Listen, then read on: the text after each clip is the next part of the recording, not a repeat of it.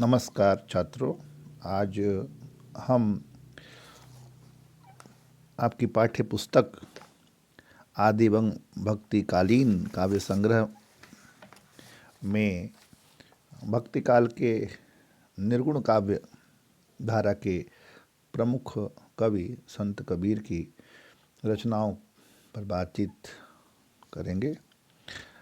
आप सभी जानते हैं और इसके पहले पढ़ चुके हैं, कबीर का जो व्यक्तित्व कितना क्रांतिकारी व्यक्तित्व है।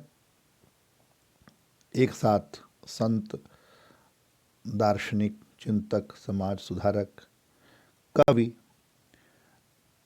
के जैसे अनेक आयाम इस महत्वपूर्ण संत कवि के व्यक्तित्व में आपको दिखाई देते हैं। इसके पूर्व हम उनके कुछ दोहों का, जिसे साखी कहते हैं, कि कुछ अंग जो उन्होंने अलग अलग अंगों में विभाजित किया है, अलग अलग महत्व देते हुए उस किसी खास संदर्भ में हम अध्ययन कर चुके हैं। अभी तक हमने गुरुदेव को अंग, सुमिरन को अंग, ये दो अंग हमने देखे हैं। तो आज हम यह जानेंगे कि तीसरा जो विरह को अंग जो आपको पढ़ना है, तो यह विरह को अंग के संदर्भ में क्या कहना है कबीर का। प्रेम की परिपूर्णता, इसको हम पहले समझ लें, फिर हम साखियों पर उनके आएंगे।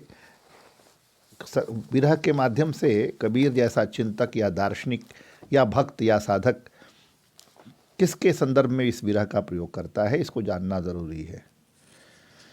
तो पहले हम इसे देखते हैं कि प्रेम की परिपूर्णता एवं परिपक्वता के लिए विरह, आप जानते हैं, इसको बहुत महत्वपूर्ण या आवश्यक माना गया है। विरह के द्वारा ही आत्मा परमात्मा की ओर आकर्षित होती है, उन्मुख होती है, आगे बढ़ती है। और चाहे वो उसे लिए किसी भी भक्ति काव्य की धारा हो, चाहे वो सगुण धारा हो, चाहे वो निर्गुण धारा हो, वहाँ एक विरह का विधान है, चाहे वो सूफी काव्य धारा क्यों ना हो। थोड़े रूप परिवर्तन के साथ में प्रेम में विरह को बराबर सभी लोगों ने स्थान दिया है। और यहाँ भी जो आप अध्ययन करेंगे इस अध्याय में आज, विरह को अंग में, कबीर ने भी परमात्मा के प्रभाव में और उसके दर्शन की तीव्र उत्कंठा में आत्मा के विरह का वर्णन किया है। क्या कहते हैं कबीर कि उनकी आत्मा क्रौंच पक्षी की भांति प्रियतम से मिलने के लिए चीत्कार कर रही है। तरह तरह से, प्रकृति से, मन से, तमाम तरह के वो संदर्भ ले आते हैं कि उनकी आत्मा जो है क्रौंच पक्षी की भांति प्रियतम से मिलने के लिए चीत्कार कर रही है। तो क्रौंच पक्षी का विरह तो केवल कुछ समय का होता है, क्योंकि प्रातःकाल होते ही जो चकवा चकवी हैं, ये क्रौंच पक्षी जो युगल हैं, ये फिर मिल जाते हैं। तो ऐसा एक मानना है कि सांझ होते ही ये नदी के इस पार और उस पार चले जाते हैं और सवेरा होते ही फिर दोनों मिल जाते हैं। लेकिन कबीर कहते हैं कि परमात्मा का विरह तो बहुत अनंत है, व्यापक है। जो व्यक्ति अपने राम से, अपने परमात्मा से बिछड़ जाता है, वह उन्हें कभी भी प्राप्त नहीं कर पाता। और इसी जो विरह का जो ये अंतराल है, जो दूरी है, इसी के कारण जो है जीवात्मा दुखी रहती है। और इतनी दुखी रहती है कि न उसको दिन का सुख मिलता है, न रात को सुख मिलता है, यहाँ तक कि उसको सपनों में भी सुख की प्राप्ति नहीं होती है। और विरहिणी आत्मा जो है एक नायिका का रूप अगर आप देखें, तो यह निर्गुण काव्य के जो संतों ने जो ब्रह्म को माना है, तो वह ब्रह्म को पुरुष माना है। और जो जीवात्मा है, जो आत्मा है, जीव हम, वह उसको उन्होंने स्त्री माना है कि वह स्त्री जो है अपने जो प्रियतम रूपी जो परमात्मा है उससे मिलने के लिए वह साधना में रत है, उसके साथ उसकी ओर बढ़ती है। जबकि सूफी काव्य में इसका ठीक उल्टा है। वहाँ पर परमात्मा जो है वह स्त्री है और जीवात्मा जो है वह पुरुष है। वह पुरुष अपनी प्रेमिका को, अपनी प्रियतमा को प्राप्त करने के लिए अनेक प्रकार के कठिनाइयों संघर्षों में चलता हुआ अंततः उसको प्राप्त करता है। यह सूफी काव्य दर्शन की जो धारा है, वहाँ पर ठीक उलट जो संत काव्य में जैसे जो भक्ति की जो पद्धति है उसके ठीक विपरीत सूफी काव्य में, लेकिन विरह वहाँ भी है और विरह यहाँ भी है। यह महत्वपूर्ण बात है, यह देखने योग्य बात है कि आत्मा प्रियतमा से मिलने के लिए, जो राम रूपी प्रियतमा है, परमात्मा है, उससे मिलने के लिए बेचैन रहती है, रात दिन उसके पथ पर खड़ी हुई उसकी प्रतीक्षा करती है, उसका इंतज़ार करती है। कोई भी अगर पथिक उस रास्ते पर चलकर आता है, उससे अपने इष्ट का समाचार पूछती है, और बिना प्रियतम के मिले उसे पल भर के लिए चैन नहीं मिलता।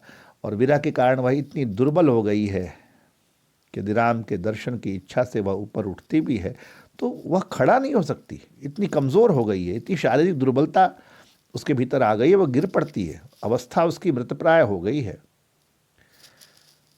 और मरने के पश्चात यदि प्रभु की प्राप्ति होगी तो उससे कोई लाभ नहीं होगा, क्योंकि लोहे के टुकड़े को समाप्त होने के पश्चात यदि पारस पत्थर की प्राप्ति हो भी जाए तो उसका उपयोग क्या है? लोहा तो सोना नहीं हो सकता।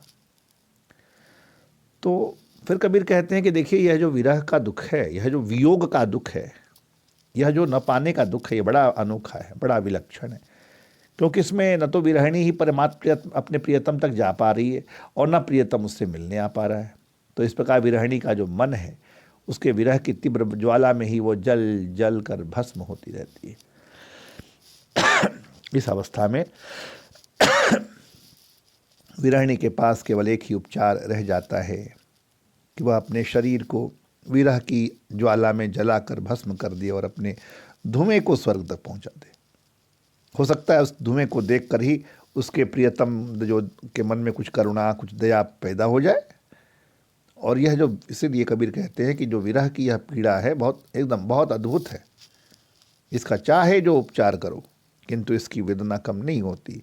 इसकी वेदना का अनुभव केवल दो ही व्यक्ति कर सकते हैं, एक तो वह जिसे वेदना हो रही है और दूसरा वह जिसने वेदना दी है।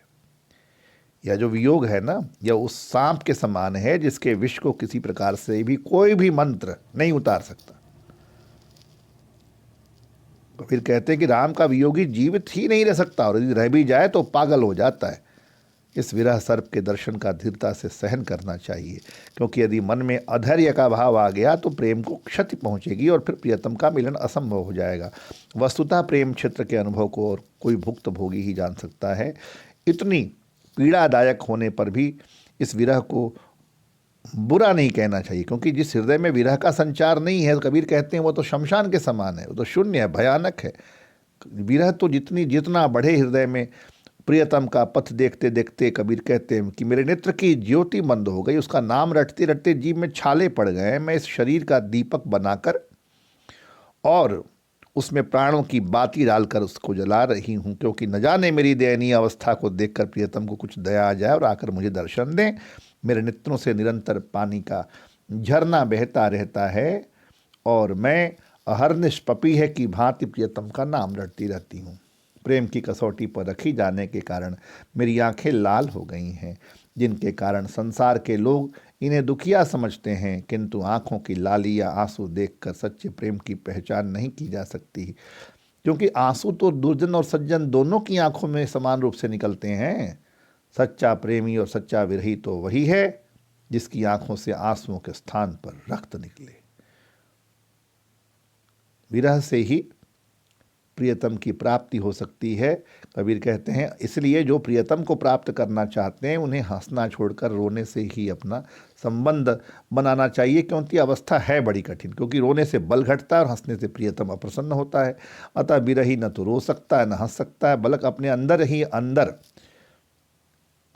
ही अंदर इस प्रकार कमज़ोर होता रहता है जिस प्रकार लकड़ी को घुन लग जाता है। तो हंस तो सकते नहीं, रो सकते नहीं, इसीलिए जिससे भी प्रेम किया है वह रो रो कर ही किया है। यदि हंसी से ही प्रियतम प्राप्त होने लगे तो इस संसार में विरही अथवा विरहिणी कोई भी न रहे।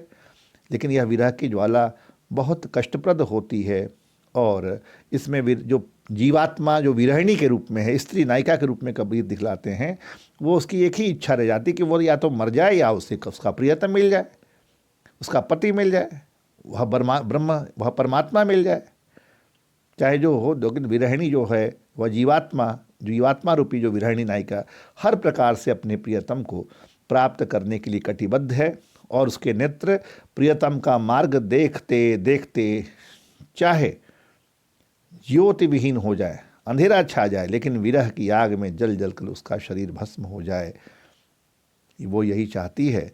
अतः प्रियतम से मिलने का और प्रेम को परिपक्व करने का केवल एक ही मार्ग है, प्रियतम के विरह में अहर्निश जलना। और इसीलिए विरह की प्रधानता के कारण इस पाठ को, जिसमें आए हुए दोहों को हम विरह के अंग के दोहे कहते हैं।